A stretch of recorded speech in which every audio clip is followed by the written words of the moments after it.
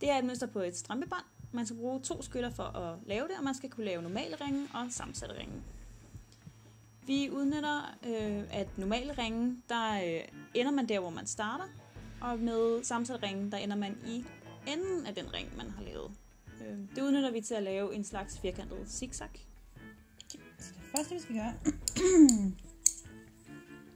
der er at lave en helt normal ring. Jeg vil gerne have min hale ind i den første ring, så jeg starter med at gøre det på den her måde. Hvis man gerne vil se, hvordan man gør det, så har jeg en video, hvor jeg viser, hvordan man gemmer sine ender. Den hedder afslutningen.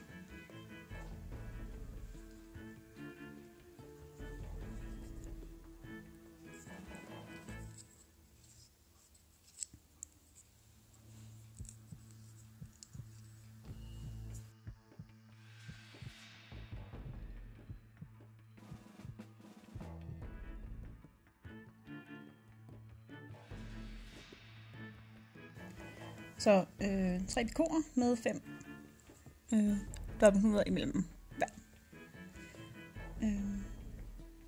Og så samler til en ring.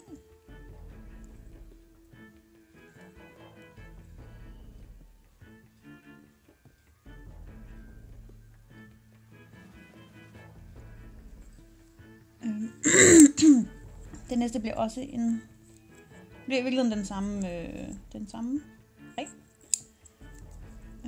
Og den skal sammenhæftes i den sidste picot.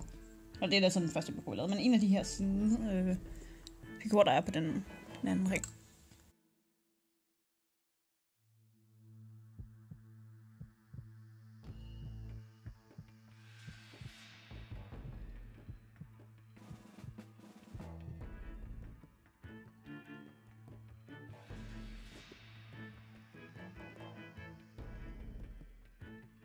Sæt den samme ring igen, men sat sammen her. Ja. Og så skal vi lave en sidste ring på den anden side, som så er sat sammen i de her picot.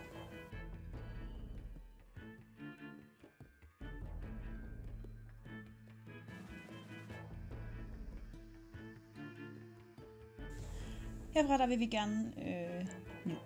Og det gør vi ved at lave sammensatte ringe, fordi så arbejder vi på begge sider og ender i enden, i stedet for tilbage, hvor vi kom fra.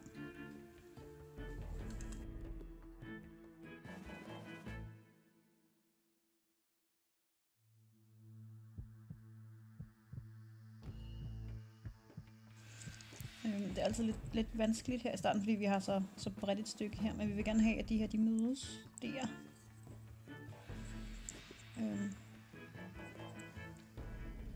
Så selvom det måske virker som om, at det ikke lader sig gøre, så bare sørg for at få trykket dem så langt sammen som muligt. Det er det pinligst.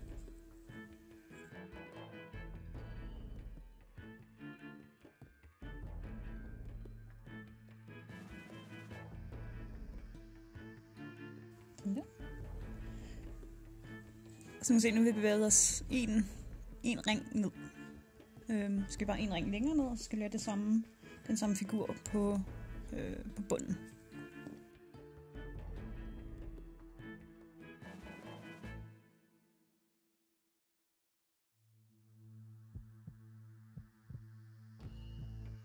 Og størrelsen af ens ringe er selvfølgelig bestemt af, hvor mange knuder der er på, men det er også lidt bestemt af, hvor hårdt man lukker dem.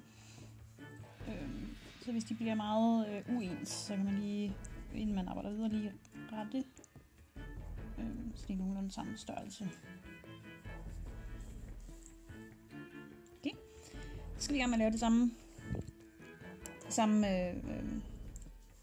mønster nede i bunden. Så jeg starter med den ring til den ene side,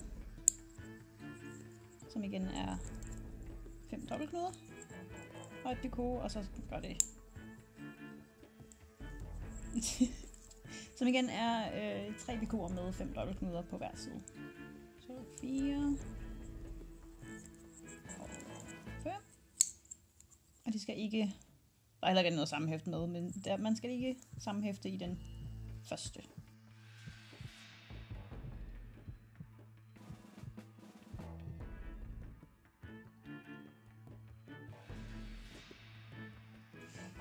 Så skal vi lave den øverste, eller den midterste ring.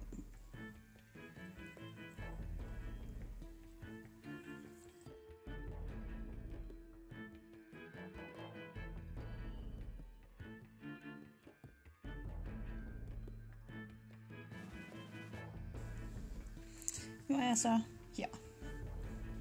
Jeg har lavet noget af figuren hernede fra heroppe. Hvis jeg laver den sidste ring, så vil der ske det samme, som der skete hernede, som er, at jeg har 3 ringe, der sidder sammen i det samme punkt. Og så kan jeg arbejde ud derfra. Men det vil jeg helst ikke, fordi så har jeg ligesom lukket mig selv herinde i. Så skal jeg finde en anden måde at komme den her vej på.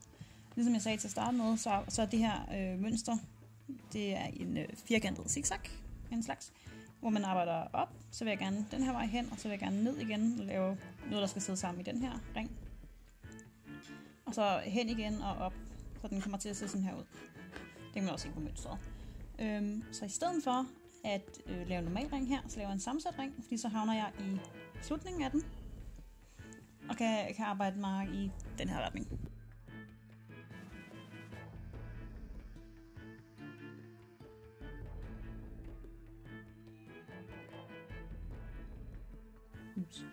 Så har vi det samme, som vi har i bunden. Men vi er lidt gladere, fordi vi kan nu arbejde i den her retning, i stedet for at skulle finde en måde at komme ud af det her knudepunkt herinde. Og igen, så fik jeg måske lukket den her ring lidt hårdt. Så jeg åbner den bare lige lidt igen. Okay. Det er hele figuren i virkeligheden. Men det vi så gerne vil gøre, det er, at vi vil gerne lave den igen ved siden af. Så derfor så laver jeg en sammensat ring mere med en til den her, med 2 pikorer på. Som kommer til at stå i stedet for den her ring.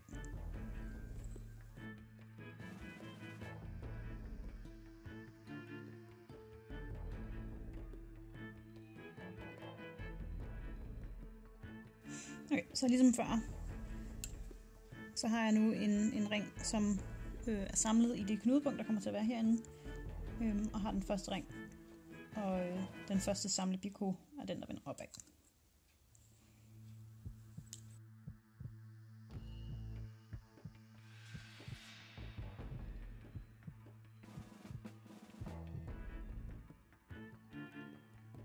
Fordi jeg nu gerne vil nedad, så laver jeg en normal ring, så jeg ender her igen og kan arbejde nedad.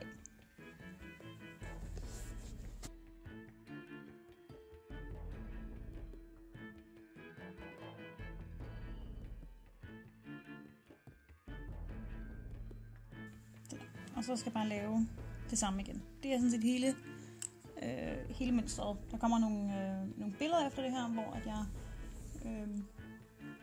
jeg viser, hvordan man arbejder videre. Men det er den her ring svarer til den her ring. Nej, ikke ring. Det her mønster, den her del svarer til den her del.